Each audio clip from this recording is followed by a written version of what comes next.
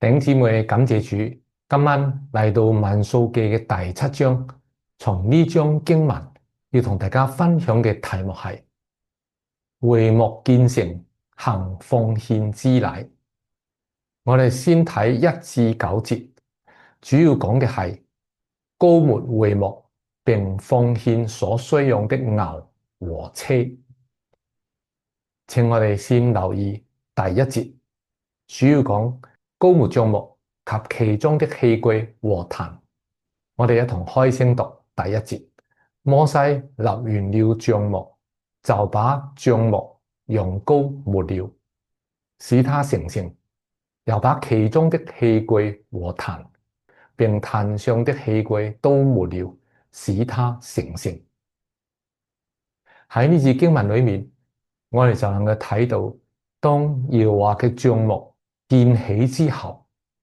摩西就用聖膏油去膏抹整個帳幕，使神嘅會幕帳幕成聖，包括膏抹帳幕裏面所有嘅器具，例如法櫃、金燈台、金香壇、陳設餅嘅桌子，還有會幕門口嘅銅祭壇及祭壇上邊所有嘅器具，都用聖膏油膏抹，使所有會幕裏面嘅器具都成為聖。如果我留意出埃及記嘅29章，我哋就會睇到嗰度記載嘅係使祭壇成聖嘅禮係7天。呢7天又係祭司蒙潔淨、承擔聖職之禮，都係7天，而且都係同時進行嘅。從呢節經文裏面，我哋睇到會幕建起啦，神要聖膏油去塗抹整個會幕，目的係使會幕成聖。成聖就係分別為聖歸於神，係完全屬神，能夠把神聖嘅成分嚟彰顯出來。而家我哋嚟思想屬靈嘅意思，帳幕就預表基督和基督嘅身體教會，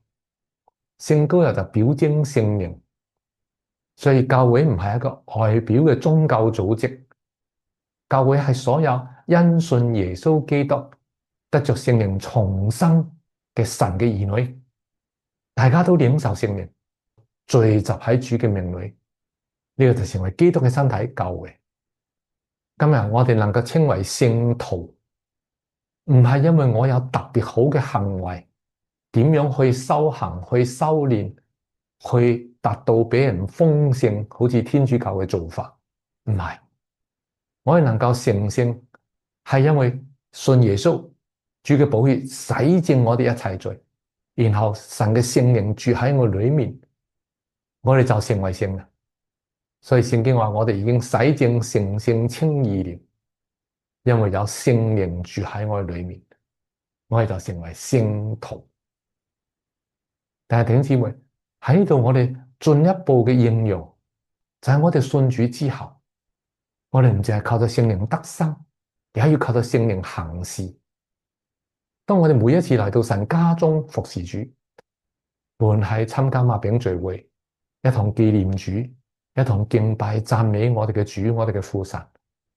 或是弟兄姊妹喺各項服侍裏面，我哋首先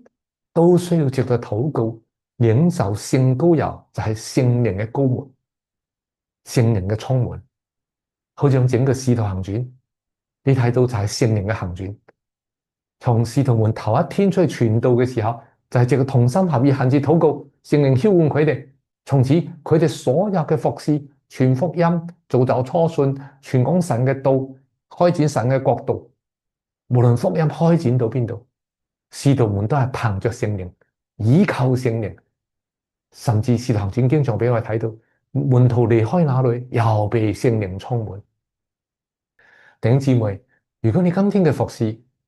係常常念於主，常常禱告主，你就越多經歷聖靈嘅膏抹，然後神成聖嘅成分喺裏面就越過而加多，人就好容易從你身上去碰見主，你也能影響別人，嚟歸向主。喺我咁多年服侍主嘅經歷裏面，我好感謝主，從年青直到而家，我一直好渴慕嘅就係每一次嘅服侍都要藉個禱告，仰望主到主面前，領受聖靈嘅膏抹。每一次喺服侍當中，常常都經歷，這原不是我，乃是神嘅恩典同在，也就係聖靈喺呢裏面湧流，聖靈喺裏面膏抹。所以服侍完咗，自己靈裏先飽足，真係覺得係被主充滿。所以弟兄姊妹，我巴不我哋每一次無論大小嘅服侍，就算私下向人傳福音，私下關心人，我都需要內心禱告倚靠主，然後我哋時時經歷聖靈嘅膏抹。但願我哋喺生活中每一天讀經禱告裏面，我哋都全心連於主，經歷聖靈嘅膏抹。弟兄姊妹，你想一想，喺你而家嘅服侍裏面，常常有聖靈嘅恩膏嗎？有被聖靈充滿嗎？還是冇聖靈嘅膏抹，都仍然靠自己去服侍呢？好，我哋翻嚟呢一大段嘅第二點2至9節，我哋主要講以色列各族嘅族長奉獻牛和車。第2節提到當天以色列的眾首領，就是各族嘅族長，都嚟奉獻。佢哋是各支派嘅首領，管理嗰啲被數點嘅人。然後呢各支派嘅族長，佢哋就把自己嘅供物送到耶和華嘅面前，就係送到會幕嗰度，就是6輛旁子車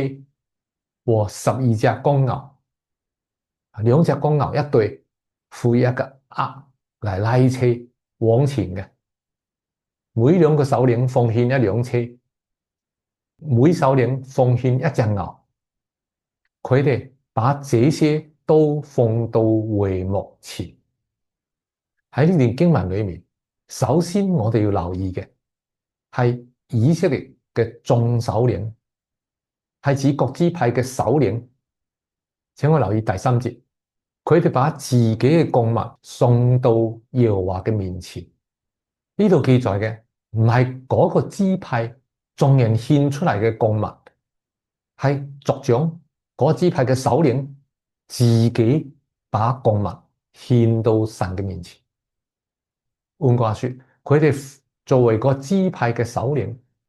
佢哋奉獻俾神嘅物，要遠超於嗰支派嘅眾民。所以從呢度我哋就學習一點，就係今日我哋越想喺神嘅家中被神多使用，我哋就必須多有奉獻，多有付出，而且我哋嘅奉獻付出係要比一般嘅弟兄姊妹多。就好似主耶穌話，在你們當中偉大嘅，就要作眾人嘅用人，係要嚟服侍人嘅。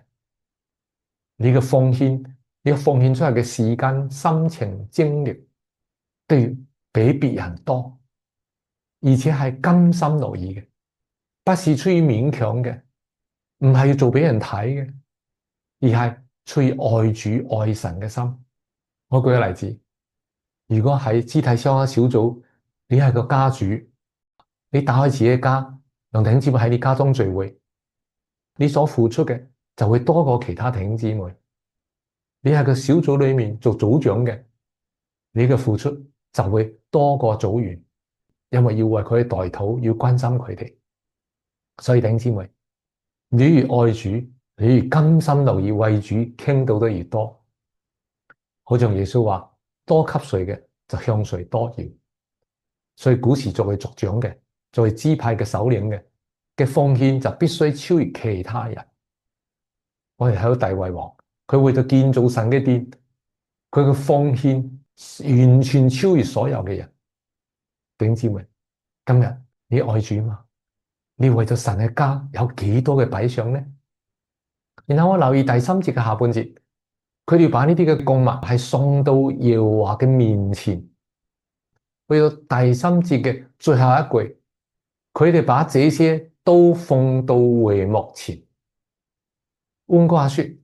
佢哋把所奉獻嘅物帶到會幕前，但係佢哋嘅心係把呢啲獻俾耶和華，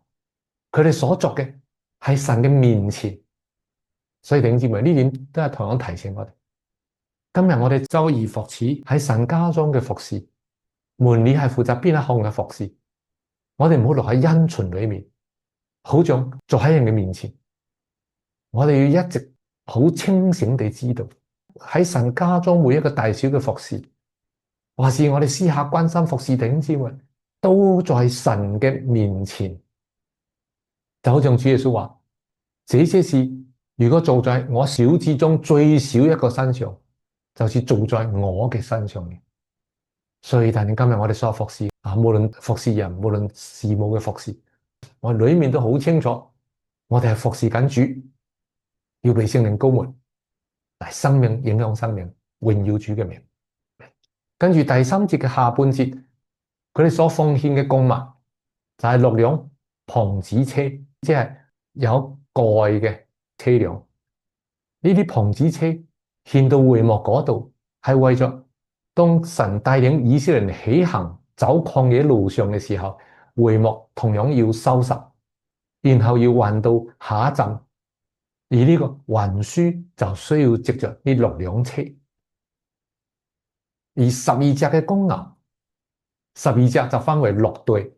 拉住6輛車去往前嘅。所以呢12個支派嘅首領，佢哋嘅奉獻淨係為咗會幕運輸嘅需要嚟甘心樂意嘅獻上，蒙神悅納嘅。而第三節嘅下半節睇到2個首領奉獻1輛車，每個首領奉獻1隻牛。點解唔係一個首領奉獻1輛車？我相信當時6輛車已經夠運輸會幕和會幕相關嘅一啲嘅物件。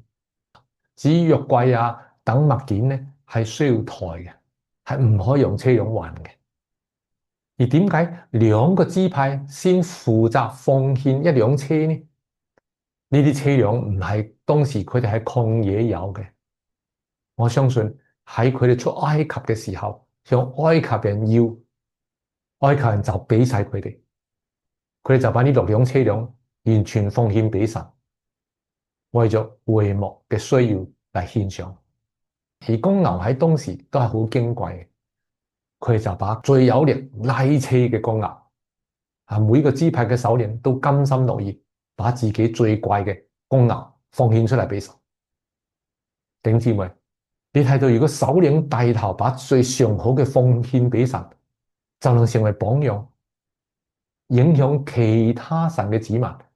都能夠為咗神嘅需要擺上自己一份奉獻俾神。所以我哋今日侍奉主嘅人要成為榜樣，千祈唔好做法利賽人，能講不能行，會絆倒別人。然後佢哋嘅奉獻係蒙神悅納嘅。第4節至第9節就俾我哋睇到，耶和華就曉諭摩西說：你要收下這些，好作會幕的使用，都要照利未人所辦嘅事交給他們。呢度我哋睇到神係完全悅納佢哋嘅奉獻，而且佢哋嘅奉獻正合會幕嘅需要。摩西就照神嘅吩咐啦，就把車和牛都收下嚟，交俾利未人。利未支派分為3大族，其中2族係專負責用車輛運送嘅。所以第7節提到，把2輛車、4隻牛，照着革順子孫所辦嘅事交給他們。革順子孫所負責運輸嘅，我哋之前經文都交通咗啦。我哋喺呢度唔再提啦。又把4輛車、8隻牛，照米拉利子孫所辦嘅事交給俾佢哋。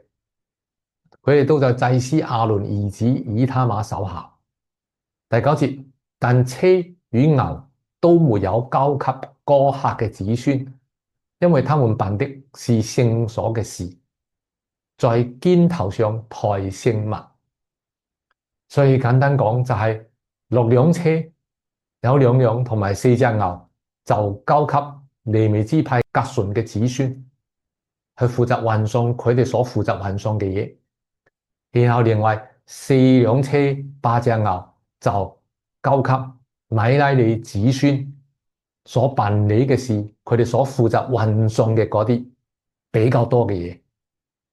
但係就冇把車和牛交俾哥客嘅子孫，因為佢哋專門負責抬至聖所、聖所和祭壇呢重要嘅聖物，唔可以用車運嘅，係要抬嘅。弟兄姊妹，從呢一段經文裏面，我哋就能夠睇到神係預立眾族長嘅奉獻，然後神就教導摩西所奉獻嘅物點樣去分配，而摩西就按照神嘅吩咐去執行，呢都成為我哋嘅榜樣。從呢度你會睇到神係幾關心佢聖所嘅侍奉，一切嘅服侍都完全照住佢嘅意思，唔係照住人嘅意思。所以弟兄姊妹今日都提醒我哋，今日我哋把自己奉獻俾主，擺在神嘅家中，係蒙神悅納嘅。但係我哋喺神家中一切嘅服侍，都要按照神嘅吩咐，按照聖經嘅教導，按照神嘅意思，不要按自己嘅意思。而當時利未支派嘅人都好順服，佢哋唔會話，哇，把兩輛車分俾我，把四輛車分俾另外一批人，就會同摩西計較唔公平。佢哋沒有，大家都好順服，神怎樣吩咐摩西怎樣分配，佢哋就怎樣去順服去領受。呢個都係今天我哋喺神家中嘅服侍都要學習嘅。當神對教會長老們有點樣嘅帶領，教會點樣嘅往前，我哋係分區各種服侍，長老執事點樣嘅安排帶領，我哋都需要學習順服，咁就能蒙神悅納，討神喜悅。而哥下子孫又唔係話佢哋有車我冇車，我哋要抬喎，而且我哋抬嘅呢啲特別重嘅金燈台實金嘅，好重㗎。佢哋喺往前嘅路上唔會話，哎呀，我哋抬得咁辛苦，佢哋有車拉又幾舒服啊！咁樣比較就有埋怨，唔會，佢哋完全順服神嘅安排，而且佢哋覺得更加有福，能夠去抬住呢啲聖物。弟兄姊妹，反觀今日，我哋是否喺神家中，我哋要盡多啲事務去服侍，或是關心多啲嘅弟兄姊妹，我裏面就會覺得點解佢咁嘆，唔使去關心，唔使去盡職，我就要付咁多呢？我哋唔應該有呢種嘅感覺，我哋反而要感謝主，係主俾我機會，能夠多為主多一點嘅擺上，多一點嘅奉獻，多一點嘅付出，呢個係主嘅憐憫，呢個係主嘅恩典，為此感謝神。服侍唔好同人比較，神量俾每一個人嘅恩賜唔同，個人嘅服侍崗位都唔同，但只要我哋忠心主俾我哋嗰份，將來我哋要同得賞賜。還有從第2節到第9節裏面，我哋進一步能夠思想嘅就係各族長所獻嘅都係為咗當時會幕運輸嘅需要，而且都係獻上好嘅。佢哋唔係把僅有嘅6部車留起嚟自己用，因為自己要遷徙往前嘅時候，都需要運輸自己嘅家具、自己屋企需要嘅嘢。唔係，佢哋係把上好嘅獻出嚟俾會幕使用。弟兄姊妹，今日我哋是否把我哋自己嘅上好嘅，我哋嘅時間、我哋嘅光陰、我哋嘅青春、我哋嘅一生，都甘心樂意奉獻俾主？具體就係擺在神嘅家中。正當我哋嘅主要帶教會往前去開展神國度嘅時候，好似而家我哋沙田區淨係為咗前邊開展嘅需要，求主感動我哋。有啲係望主感動要前去開展嘅，有啲係留喺度繼續喺沙田區開展嘅。大家都奉獻自己，榮耀主嘅名，滿足主嘅心意。跟住我哋從第10節至83節呢一大段裏面，主要講以色列12族長按日行奉獻祭壇之禮。呢一大段嘅經文裏面，我哋主要睇嘅就係第10節去到17節。第10節提到用膏抹壇嘅日子，就係聖膏日抹銅祭壇嘅嗰個日子，首領都要嚟行奉獻壇嘅禮。眾首領就在壇前獻供物。耶和華對摩西說：眾首領為行奉獻壇的禮，要每天一個首領嚟獻供物。12支派連續12天，即係12個支派，每天一個支派嘅首領代表嗰個支派嚟獻上佢哋嘅供物。呢個就係獻壇禮進行嘅過程。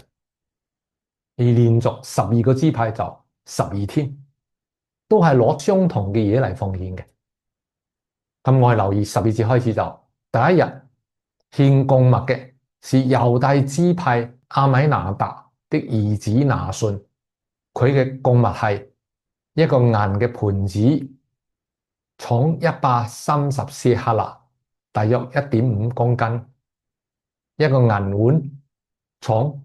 70舍客勒，大約0.8公斤，都是按聖所嘅瓶，也都盛滿了調油的細麵做素祭。呢個意思就係一個銀盤子，一個銀嘅碗，兩個上邊都盛滿了已經調咗油嘅細麵，然後要嚟做素祭嘅。跟住就有一個金魚，金魚就係金碟子，重10舍客勒，大約110公克，盛滿了香。就係呢個金盤上邊係盛滿了香，香係為咗祭司燒香可以禱告神用嘅。然後一隻公牛犢，一隻公綿羊，一隻1歲嘅公羊羔作燔祭。所以作燔祭嘅就有3隻祭牲，然後一隻公山羊作贖罪祭，2隻公牛，5隻公綿羊，5隻公山羊，5隻1歲嘅公羊羔作平安祭。喺呢度我哋睇到奉獻作平安祭嘅供物係特別多嘅，係有17隻。如果加埋前邊所提及嘅獻為燔祭和贖罪祭嘅總數就有21隻，而跟住落去第2日、第3日，直到第12日，每一個支派所奉獻嘅內容都係從頭一日猶大支派所奉獻內容都係一模一樣嘅。所以我哋查呢張經文嘅時候，就集中睇12至17節呢段嘅內容。我哋而家留意嘅係佢哋所奉獻嘅供物，都係為咗會幕裏面祭司服侍所需要用到嘅。一個銀盤子，一個銀碗，裏面裝滿了調油嘅細麵粉，嚟作為素祭。呢啲都係為咗祭司獻素祭嘅時候所需要用到。以後銀盤、銀碗都係一直為咗獻素祭所需要一直用到嘅。而等到12支派都奉獻完之後，就係等於有12個盤、12個碗，每一樣都乘12。咁以後整個會幕祭司喺嗰度獻各種祭物嘅時候，就有呢啲合神心意嘅金銀器皿喺度。而且第二方面我留意嘅就係獻上嘅作為器皿嘅就係金器同銀器。金係表徵神嘅屬性，銀係表徵救贖。從呢度我哋就能應用喺今天我哋所有喺神家中嘅服侍，我哋本身就係神嘅器皿。好似羅馬書第9章所提到，我哋信主得生命，有咗神嘅生命，我哋就有金嘅成分。然後我哋同樣都係經歷主嘅救贖嘅，先得救。每一天經歷主全備救恩，所以我哋係主嘅器皿，喺神家中被使用嚟侍奉神嘅。就算經歷嚟講，有時我哋經歷係金，主嘅生命喺個裏面加多；有時我哋經歷嘅係主嘅救贖，主寶血洗淨我哋，叫我哋潔淨成聖。同樣都係為咗我哋嘅器皿能夠成聖，在神家中被神嚟使用。而調油幼細嘅麵粉做素祭，素祭喺利未記嘅前幾章裏面，我哋都睇過啦。素祭就係表徵基督完美嘅人性，係完全討神喜悅，滿足神嘅心嘅。條油細麵，油就表徵聖靈，細麵就講出基督嘅聖潔、柔和、謙卑、純潔。而基督係被聖靈充滿，神賜聖靈給他是沒有限量。所以耶穌基督出嚟盡職3年半嘅時候，我哋喺4福音裏面都睇到，主係把父嘅美德完全嘅彰顯出嚟，從來沒有人見過神，只有父懷裏嘅獨生子將他表明出嚟。所以弟兄姊妹，今日我哋係要靠着耶穌基督，靠着主嘅名，我哋嘅禱告神悅納。所以我哋禱告奉主嘅名，原文係在主嘅名裏。我哋在主名裏嘅禱告，在主名裏嘅侍奉就蒙神悅納。呢個就好像獻上素祭。我哋知道所有祭物都係預表耶穌基督。然後跟住第二種祭就係燔祭，燔祭就表徵基督為我哋捨己，當作馨香嘅燔祭獻給俾神。以弗所書第5章第1節提到，今日我哋因着基督捨命救贖嘅大愛，我哋理當把自己身體當活祭獻上，就蒙神悅納。所以我哋需要成一個奉獻嘅人，在神嘅家中甘心樂意把我哋自己獻上嚟服侍我哋嘅主。然後16節提到嘅就係贖罪祭，贖罪祭就預表基督無罪嘅替我哋成為罪，犧牲在十架上邊嚟救贖我哋，叫我哋因信主罪得赦免。所以我哋唔淨係一次信主罪得赦免，靈魂得救，我哋更係一生之久，到時時支取主嘅寶血嚟潔淨我哋。我哋每次在神家中嘅服侍，都需要求主寶血先嚟潔淨我哋，叫我哋嘅侍奉蒙神悅納。但係呢度冇提到贖愆祭喎，因為贖愆祭所提及嘅係每一天生活上有過分嘅，就需要獻上贖愆祭。而呢度贖罪祭嘅係代表一個支派獻上嘅，佢哋靠住羔羊嘅血，佢能夠罪得赦免。然後跟住17節就係平安祭。如果我哋留意呢，獻平安祭祭物特別多嘅，有17隻咁多。平安祭就預表基督在十架上成就了和平，叫我哋能夠與神和好，叫所有信主嘅人都能夠在基督裏合為一。呢個完成嘅功勞果效係極大嘅，叫天上地上嘅都與神和好了，應用喺我哋身上。今日我哋領受了基督作我哋嘅平安，成為我哋嘅和平，叫我哋與神和好，叫我得咗兒子嘅名分。我哋更應該常常讚美，頌讚為祭獻給俾神，呢個係理所當然嘅。所以我哋對神嘅讚美應該更多，呢個係承認主名之人嘴唇嘅果子。所以我哋每一天禱告多多讚美。喺我個人嘅禱告裏面，每一天我求主寶血潔淨我，然後我都會把自己奉獻俾主。但係如果講最多嘅就係讚美，就係感謝。任何時候，主啊感謝你，主啊讚美你。平安祭獻上係特別多嘅，所以我哋要靠着耶穌常常以頌讚為祭獻給神，這是那承認主名之人嘴唇所結嘅果子。弟兄姊妹，今日喺呢一天與神同行嘅生活裏面，喺你嘅禱告裏面，你祈求多呢，定係讚美多呢？但願我哋凡事謝恩，凡事靠着我哋主耶穌基督，藉着他常常感謝父神，使神因我哋得榮耀。然後跟住第2日去到第12日，每一個支派每一天嚟獻祭嘅都係一樣嘅。我相信呢啲都係神所要求嘅。換句話說，今日唔係憑我哋嘅意思要點樣服侍就點樣服侍，我哋一切服侍都要按照神嘅心意，按照身上指示嘅樣式，唔淨係會幕嘅建造需要照神嘅心意，所有服侍都要按照神嘅心意，包括所獻嘅祭、所奉獻嘅都按照神嘅心意。所以我哋要多讀聖經，多追求裝備神嘅話，要多一同查經，但明白主嘅話。然後跟住84至88節，第三方面主要講行奉獻壇之禮所獻嘅總數。咁呢度總數就係把上述12個族長所獻嘅，就係一個嘅總結啦。用膏抹壇嘅日子，以色列嘅眾首領就行奉獻壇之禮，就行獻壇之禮所獻的事。銀盤子12個，銀碗12個，金魚12個，每盤子重130舍客勒，每碗重70舍客勒。一切器皿的銀子按聖所的瓶共有2400舍客勒。然後跟住輪到12個金魚盛滿了香，每魚重10舍客勒，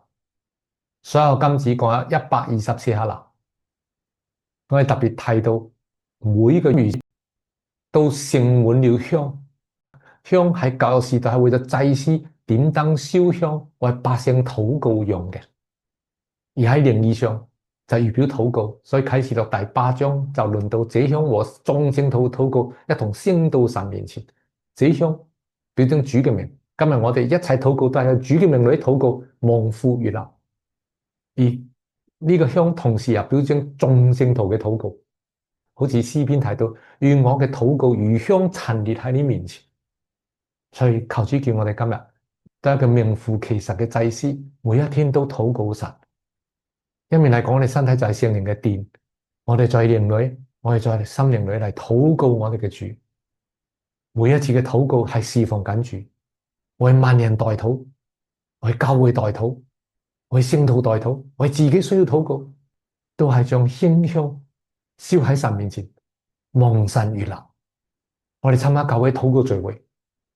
我哋有小組禱告，為教會禱告，都係如香陳列喺神面前，係蒙神悅納，但係盡緊祭司嘅職分。弟兄姊妹，你嘅金魚裏係咪裝滿香呢？金魚就係金盤子，你嘅生活裏面係咪滿了禱告呢？然後跟住我哋唔讀啦，跟住87節至後邊就係將上邊所獻嘅總數去加起嚟嘅。公牛12隻，公羊12隻，1歲嘅公羊羔12隻，然後公山羊12隻，公牛24隻，公綿羊60隻，公山羊60隻，1歲嘅公羊羔60隻。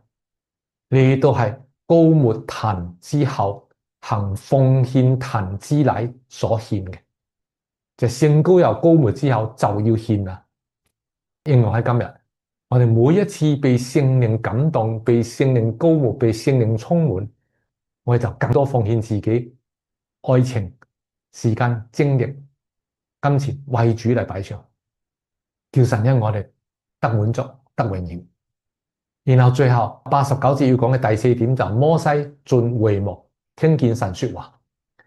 89節提到摩西進會幕要與耶和華說話的時候，聽見法櫃的施恩座上，而基路伯中間有與他說話的聲音，就是耶和華與他說話。呢度就特別提到會幕建起啦，會幕就係神嘅居所，神就喺至聖所，約櫃嘅蓋就叫施恩座，而基路伯嘅中間，神就喺嗰度向摩西說話，摩西就可以喺聖所嗰度聽見神喺至聖所裏邊向佢說話，然後摩西就照神嘅說話嚟牧養以色列百姓。弟兄姊妹，今日教會就係神嘅家，神同樣喺神家中說話。每逢我哋聚會嘅時候，都係我哋一同嚟到神嘅家中，嚟到神嘅殿中，我哋一同嚟聆聽神嘅話。所以喺信息聚會嘅時候，我哋帶着敬畏神嘅心、毫無嘅心嚟領受主嘅話，對主話：主啊，請說，僕人敬聽。然後我哋能聽見聖靈向我哋所說嘅話，凡有耳朵嘅就應當聽。而我哋傳講神話語嘅人都要十分嘅謹慎，必須係從主領受嘅話，係合乎聖經，唔係講聖經之外嘅嘢，唔係把世界帶進教會嘅，因為將來我哋都要喺基督台前交賬。弟兄姊妹，我哋身體都係聖靈嘅殿，我哋每一次嘅讀經都係要嚟聽主嘅聲音，一面讀一面聆聽主嗰一日對我哋說嘅應時嘅話。我哋同樣帶着主啊，請說，僕人敬聽嘅態度我哋係主嘅羊，能聽主嘅聲音，所以求主叫我哋今日常常愛慕主嘅話，也順服聖靈喺凡事上對我哋嘅引導，讓我哋服侍都在神嘅面光底下，嚟討神喜悅。弟兄姊妹，請問你而家同主關係如何呢？你每天讀經，還是主日聽到嘅時候，常常聽見主對你說話嗎？你生活中有聖靈叫你想起主嘅說話嗎？總結一下今日所講嘅，就係我哋必須有聖膏油嚟膏抹我哋。我哋嘅生活侍奉凡事都常常連於主，經歷聖靈嘅膏抹、聖靈嘅感動，不要消滅聖靈嘅感動，叫主成聖嘅成分喺我裏面加多。我哋服侍別人，也能夠影響別人嚟歸向主。第二，我哋喺神家中承擔多嘅職務，我哋要甘心樂意嘅奉獻更多，擺上更多，成為別人嘅榜樣和激勵。還有教育時代，族長們所獻嘅每一個物件，或是牛羊祭牲，每個數量都記得好清楚。然後再一次話俾我哋知，今日我哋喺神家中，或是我哋私下所有對弟兄姊妹嘅服侍，所有嘅擺上，人可以唔知道，但神知道，都在神嘅面前，蒙神紀念，將來要得主嘅賞賜，係何等嘅有福。當然我哋每一項服侍都喺神面前，所以我哋係正當嘅，而且我哋所有服侍都按照神嘅吩咐嚟服侍嘅。我哋要靠着耶穌基督奉獻神所預立嘅靈祭，我哋就必經歷素祭，住喺主裏面，靠着主嘅名嘅侍奉，蒙神預立燔祭，因基督愛奉獻自己，每天更新自己嘅奉獻，贖罪祭，時時支取主寶血嘅洗淨，然後嚟侍奉神，平安祭，時時奉主嘅名，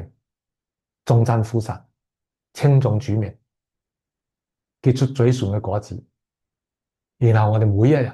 更是渴慕回到靈裏，無論係個人嘅生活，或是聚會當中，都能夠靜重所聽見嘅神嘅話，我哋建立與神更密切嘅關係，叫我哋嘅生活侍奉一直行在神話語嘅光中，行在神面光底下。好，今日同大家分享就停喺呢度，願神賜福給你。